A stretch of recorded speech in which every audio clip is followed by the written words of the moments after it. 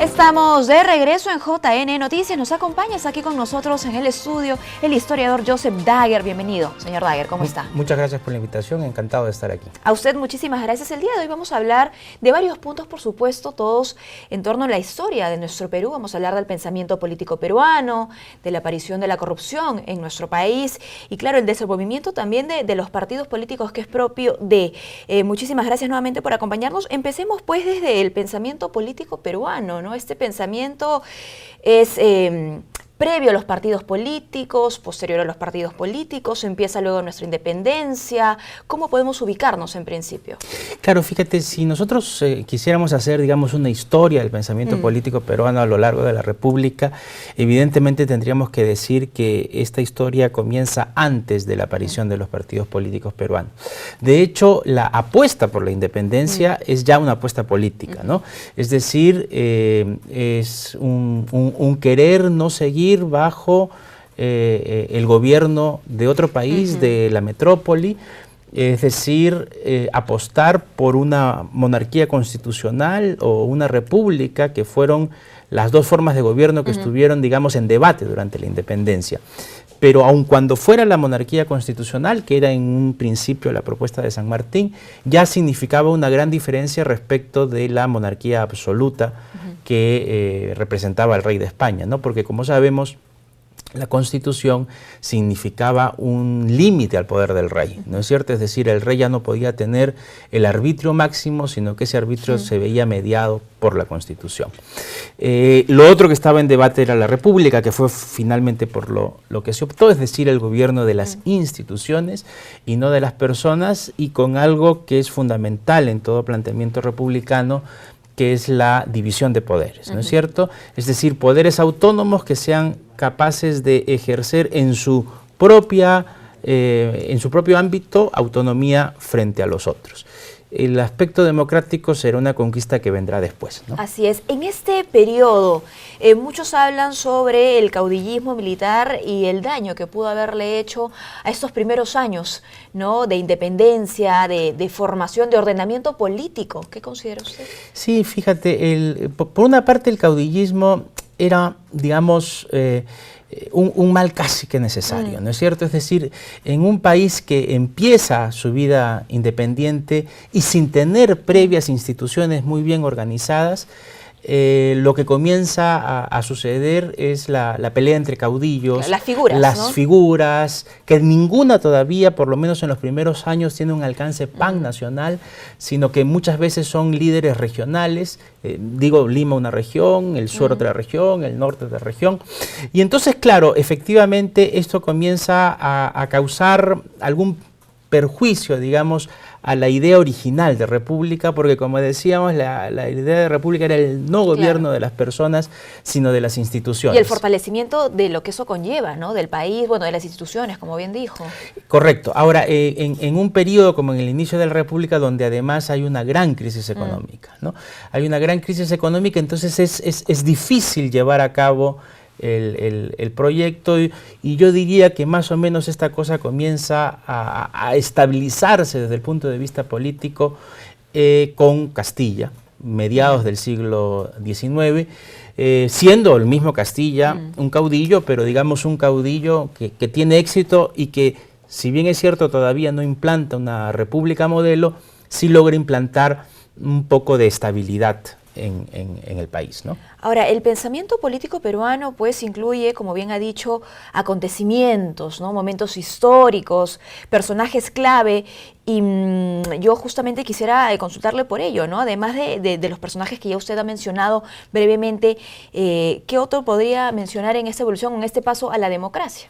Mira, yo diría que en el siglo XIX nuestro gran pensador político, es decir, el que no solamente teoriza, sino que además quiere llevar a la práctica el legado republicano, es Manuel Pardo, ¿no?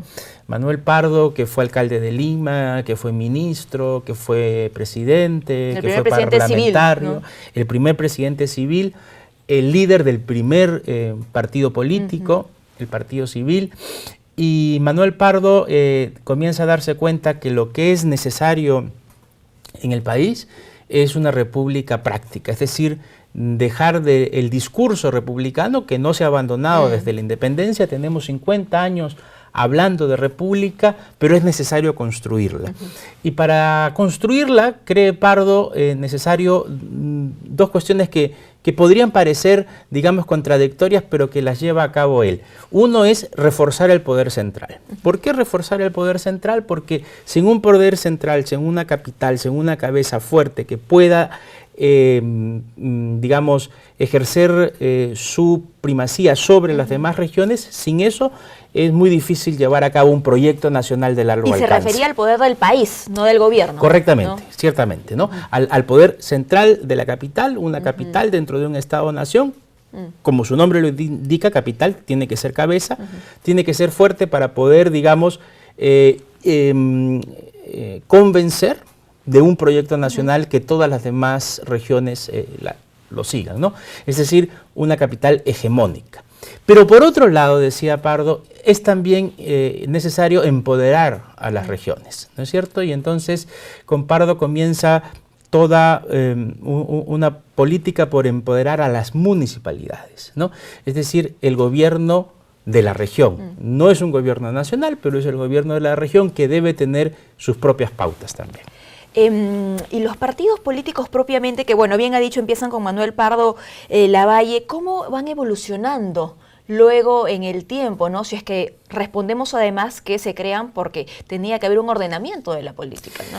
Claro, fíjate, yo quisiera decir dos cosas aquí, ¿no? La primera es que los primeros partidos políticos del Perú, el ejemplo que acabamos de poner es el Partido Civil, no son partidos políticos de masas, ¿no? Son partidos políticos, digamos, todavía de élite o de una clase media más o menos adinerada. El pueblo, como lo llamamos hoy, no está todavía en política. Para ello es ¿no? importante entonces entender que la política tiene que ir de la mano con la sociedad del momento. Exactamente. ¿No? ¿Cómo se desenvuelve? La política tiene que adecuarse a la sociedad del momento, la sociedad en tanto evoluciona, la política tiene que evolucionar, y eso pasó en el Perú. Los primeros partidos de masas los tenemos recién en el siglo XX. 1920 el Partido Aprista, el Partido Socialista de José Carlos Mariátegui, y luego vendrán algunos otros partidos. Ahí ya tenemos una clase media mucho más consolidada, ahí tenemos sectores populares mucho más enterados y mucho más dispuestos a la política, y por lo tanto tenemos planteamientos que son, digamos, un poco más globales respecto de la realidad del Perú. Pero en todos estos casos, es decir, en los primeros partidos políticos y en los después, los partidos políticos de masa, hay algo que quizás no vemos tanto hoy, que es un trabajo partidario, ¿no? Es decir, la única manera de luchar contra los caudillos, la única manera de institucionalizar la política, es que tengamos partidos políticos en donde los líderes surjan de abajo del mismo partido, en donde los líderes tengan una carrera política, en donde los líderes no solo se representen a sí o a determinados electores, sino que representen una ideología, que representen algo que va más allá de ellos, ¿no? Y qué bueno que lo mencione, porque esa es justamente la lucha del hoy, ¿no? Correcto. Y la pregunta que todos nos hacemos, ¿cómo fortalecer los partidos políticos? Y que muchas instituciones, el Jurado Nacional de Elecciones también, ya ha respondido, ¿no? Con diferentes propuestas, con la reforma electoral y con la posición que ha tomado. Entonces, pues, claro, uno dice, ¿por qué estamos regresando tanto en el tiempo? Y es que conocer el pasado nos ayuda también a entender por qué estamos así hoy.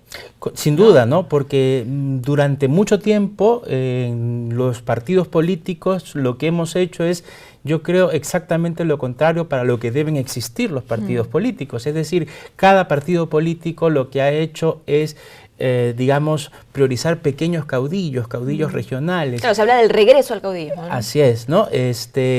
Los principales competidores por esto del voto preferencial, por ejemplo, en los partidos políticos son los mismos integrantes de los partidos políticos, ¿no? Entonces, muchas veces esto fortalece ciertos liderazgos regionales y en desmedro de un liderazgo nacional.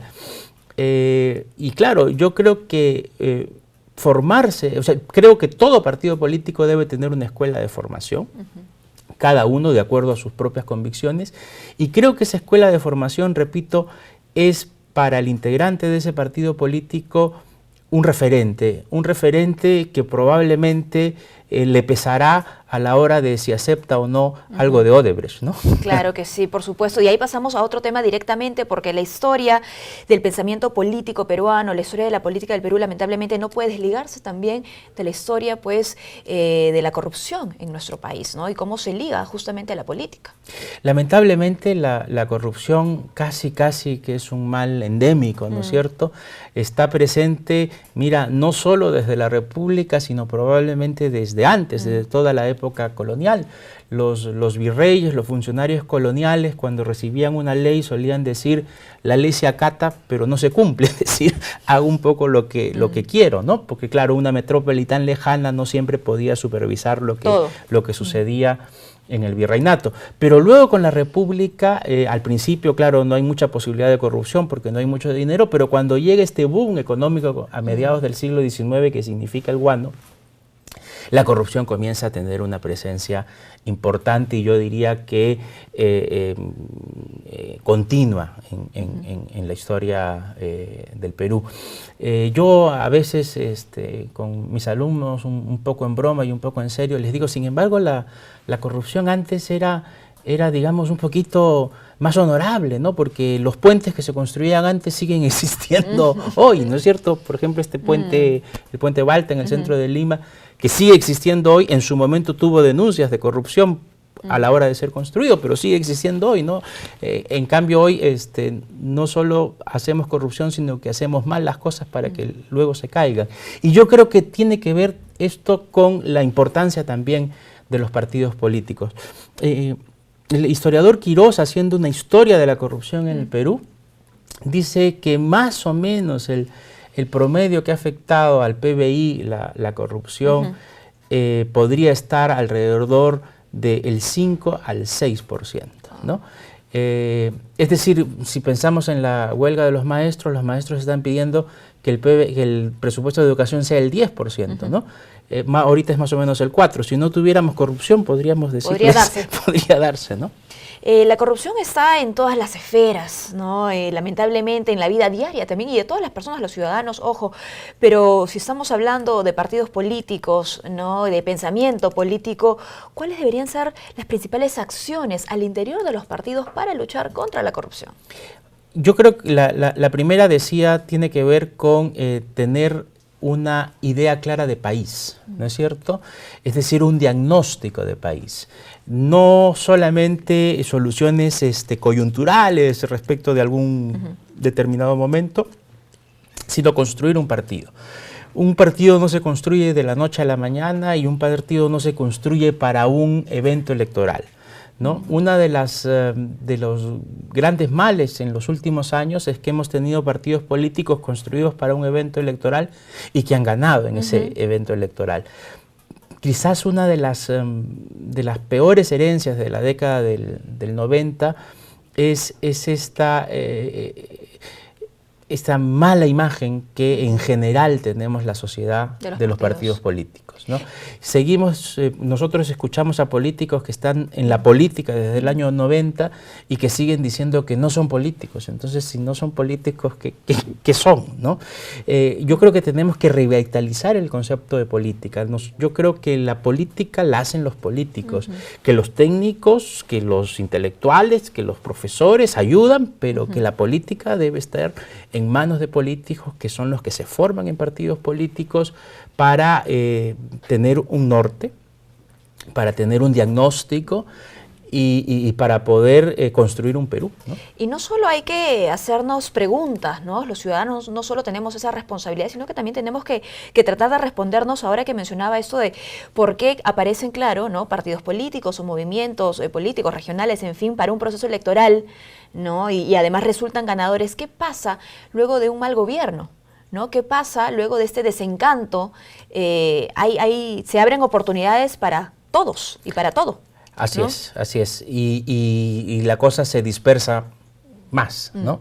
Entonces, bueno, claro, hay democracias muy consolidadas que solamente tienen 2 o 3 partidos políticos, ¿no es cierto? Quizás ese ejemplo puede ser demasiado, pero sí no deberíamos tener tantos partidos políticos que dispersan mucho la oferta incluso electoral, dentro ¿no? de ese número se puede encontrar una riqueza de propuesta. Correcto. ¿No? Así es. Y además la amplitud de oportunidad al interior de cada partido, que también es importante, ¿no? Y que es una queja que muchas veces existe por algunos militantes de algunos partidos. Claro, lo que pasa es que el partido político, una de las cosas en las que forma es a debatir, ¿no es cierto? Al interior del partido político no tienen por qué estar todas las ideas previamente establecidas. Uno aprende a debatir, uno aprende a discutir y bueno, y finalmente a aceptar si es que la posición de uno no es la que ha triunfado, ¿no?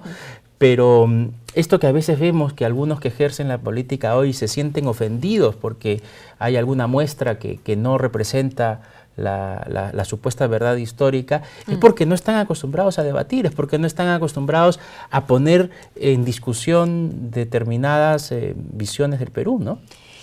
¿Qué otras lecciones nos deja la historia, ¿no? ¿En qué momento considera usted va a venir esta gran reforma? Y ojo que no hablo solamente de la aprobación del Código Electoral, sino de la reforma política, ¿no? Que supone también, por supuesto, la reforma electoral en nuestro país. ¿En qué momento se va a dar, ¿no? ¿Quiénes tienen que apostar? Mire, yo creo que estamos viviendo un momento histórico importante. Yo creo por varias razones, ¿no? Por ejemplo, estamos viviendo un momento en donde creo que estamos empezando a darnos cuenta que el crecimiento económico ya no es la única solución, que las políticas económicas ya no satisfacen plenamente y que por lo tanto los políticos y el discurso tiene que ir hacia otro lado, ¿no? Yo creo que esta ley que ha dado el gobierno, el Congreso y el presidente que ha promulgado, que comentabas hace un momento. Así lo vimos en el bloque anterior. Es muy importante, ¿no? Porque es una lucha frontal contra la corrupción. Directa. Es decir, aquella persona que haya sido acusada y condenada por corrupción no podrá volver a ejercer un cargo público. Ahora, esa es una medida también, digamos, post, ¿no es cierto? Pero claro, también hay que pensar buscar en la prevención. En la prevención, también hay que buscar en lo previo. Una de las cosas que no hablamos mucho, pero que es sumamente importante en la prevención, es tener archivos, ¿no? ¿Cómo puedo yo saber que una determinada un determinado proyecto, una determinada APP, determinado intento de financiamiento puede tener aspectos corruptos gracias a los archivos que tienen las propias entidades del Estado? Entonces, tener buenos archivos, cuidarlos, saberlos, digamos, catalogar, es importantísimo para la corrupción. Es importantísimo también el papel de la Contraloría. Una Contraloría que, digamos, no solamente actúe nuevamente post, sino que también sepa acompañar. No que se meta en la gestión, porque la Contraloría ciertamente no se tiene que meter, pero puede acompañar en cada uno de los procesos en los que esté vinculado el ministerio o la institución del Estado en donde esté el Contralor. Bueno, para que finalmente pues se luche también, ¿no? Se combata, como bien ha dicho, la corrupción en el país, para que los ciudadanos se sientan representados por sus partidos políticos y lleguen pues a unas elecciones ordenadas, transparentes, con ánimo, ¿no? De escoger a su próxima autoridad. Evidentemente, ¿no? Yo creo que en ese sentido la reforma electoral es algo que estamos esperando, que tiene que venir, que es urgente que así ocurra, porque uno de los grandes problemas del Perú en los últimos años es lo que tú mencionabas, una falta de representatividad. Y hacia eso tienen que ir los partidos políticos. Esto no quiere decir que no puedan existir eventualmente movimientos independientes o algunos líderes regionales importantes, pero la política, la democracia y la república se construye en base a la existencia de partidos políticos. Muy bien, muchísimas gracias por habernos acompañado. Empezamos la semana pues con Joseph Daguer, historiador, con él hemos hablado del pensamiento político peruano. Hacemos una pausa y retornamos con mucho más aquí en JN Noticias.